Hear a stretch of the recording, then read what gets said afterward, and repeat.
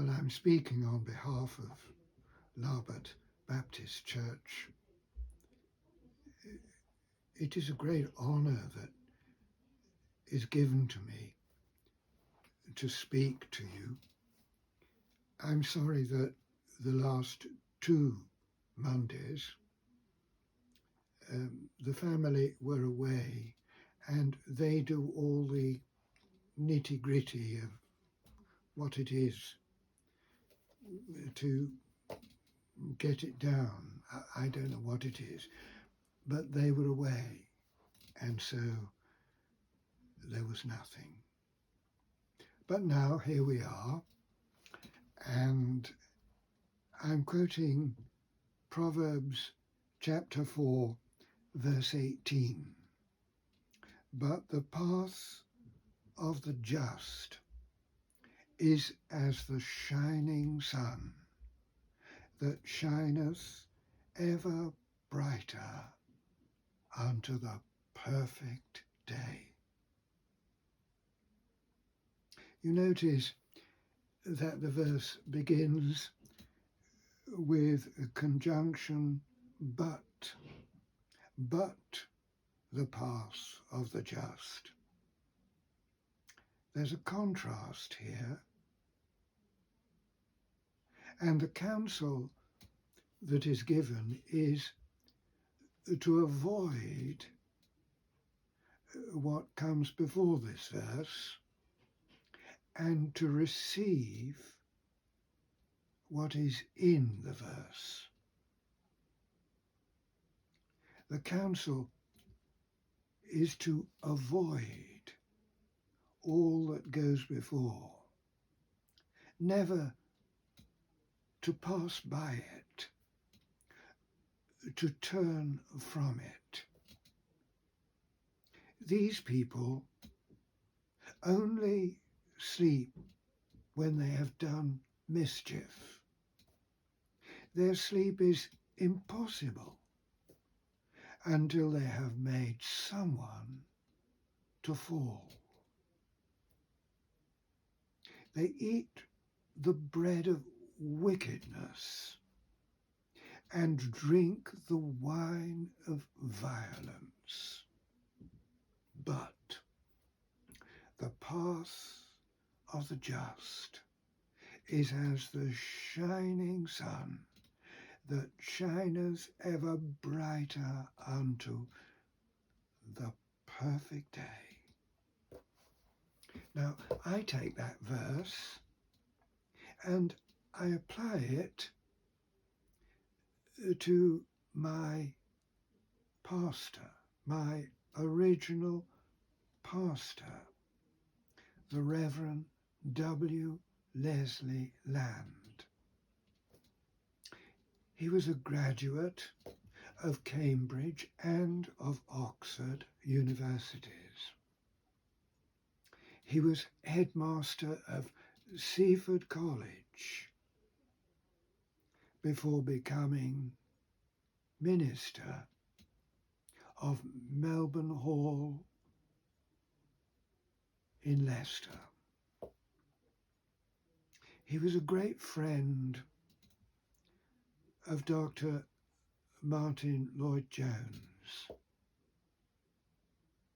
In fact, in 1942, Dr. Martyn Lloyd-Jones wrote of him, "I have never known anyone with whom I have felt a closer sense of kinship and true fellowship than yourself." And the following year, he wrote, "Among the many with whom I come in contact so regularly, there is none with whom I have such real affinity." He was the minister of Melbourne Hall Evangelical Church, Leicester. As a family, in my early years, we all attended York Street Brethren Assembly. My father was on what is called the oversight of the meeting. But we moved from York Street and became members of Melbourne Hall. With many friends at York Street, but my parents felt it right that we make the move to Melbourne Hall. For me, one of the chief differences was this: the ministry at York Street Brethren Assembly was good or not so good. It was a mixture of good and not so good.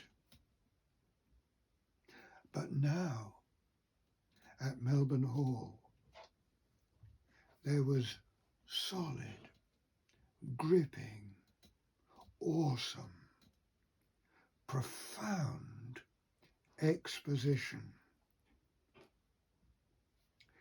Now,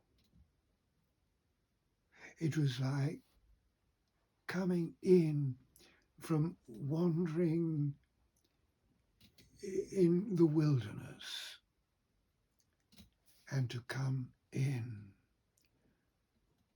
to the promised land. A book has been written by Dr. Ian Shaw, and it is a book about W. Leslie Land. And it's warmly recommended as concerning the life of a mighty servant of God who has been pretty largely overlooked and needs to be regarded as significant. I remember the time when Mr. Land and his wife, Mrs. Catherine Land, visited us. They probably visited us many times. I can't remember, but this time I can remember, because they made a point of seeing every one of us. And as far as I know, they visited the rooms where my sisters, Elizabeth and Suzanne, were, and the rooms where my two brothers, Andrew and John, and myself came. My room was at the very top of the house. It was, well, really a garret. It was an attic. And there I began to evolve as a student for the ministry. My older brother, who was at the top of the house but in a big room, he was a musician. And down below, in the floor below, my brother John, my twin brother, was becoming an artist. And as for Suzanne and Elizabeth, they had their own ways of going about things. And we were growing up, and we all went to Melbourne Hall. The book written by Dr. Shaw was full of mighty influence to me. And subsequently, he sent us a copy of what was called Wednesday Night at 8, the Bible study. And it was held in the Walker Hall, that is the adjoining building to Melbourne Hall. And it was crowded. I mean, literally crowded. Our congregation on the Lord's Day was about 1,000. And many people came from all over Leicestershire to the Bible study on Wednesday. And in the copy that was sent to us, my cousin Anthony Finney gave a talk about the course that he was engaged in. I think it was All Nations Bible College. I couldn't hear what he was saying, but I knew it was him. Dr. Shaw told me so, but in any case, I recognized the voice. But when it came to the preaching and the exposition, it was clear and marvelous. It was Romans chapter 8 and verses 1 to 5. And it was a clear and masterful exposition of the scripture. And I was thrilled with it